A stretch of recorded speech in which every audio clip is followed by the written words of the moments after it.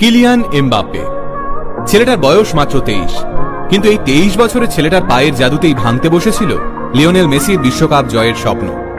টানা 130 মিনিট ধরে এমবাপ্পে প্রায় একা লড়াই করল। মাত্র 95 সেকেন্ডের ব্যবধানে পরপর দুটো গোল, তারপর এক্সট্রা টাইমে আরও একটা গোল করে ইতিহাস সৃষ্টি করা এমবাপ্পেকে অবশ্য বিশ্বকাপ ট্রফি ছাড়াই ফিরতে হলো দেশে। 56 বছর পর বিশ্বকাপ ফাইনালে হ্যাট্রিক। কিলিয়ান এমবাপ্পে ছাড়া আর মাত্র একজন প্লেয়ারই 56 বছর আগে এই রেকর্ড করতে পেরেছিলেন।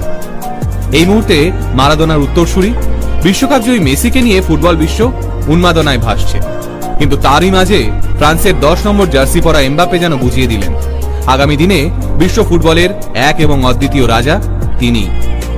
ফাইনাল ম্যাচ শুরু হওয়ার প্রথম 45 মিনিটেই 2 গোলে এগিয়ে যায় মেসির আর্জেন্টিনা, কিন্তু বিরতির পরে যেন ছন্দে ফিরতে থাকে ফ্রান্স, আর তার সাথে নিজের ছন্দে ছুটতে শুরু করে 23 বছরের এমবাপ্পে।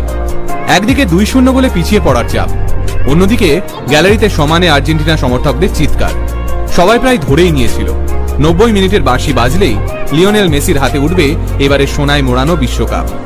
সত্যি বলতে গোটা বিশ্ব অপেক্ষা করছিল ওই মুহূর্তের, কিন্তু সবার আশায় জল ঢেলে ছন্দপতন ঘটালেন ফ্রান্স ফুটবল দলের 23 বছর বয়সী নতুন নক্ষত্র কিলিয়ান এমবাপ্পে।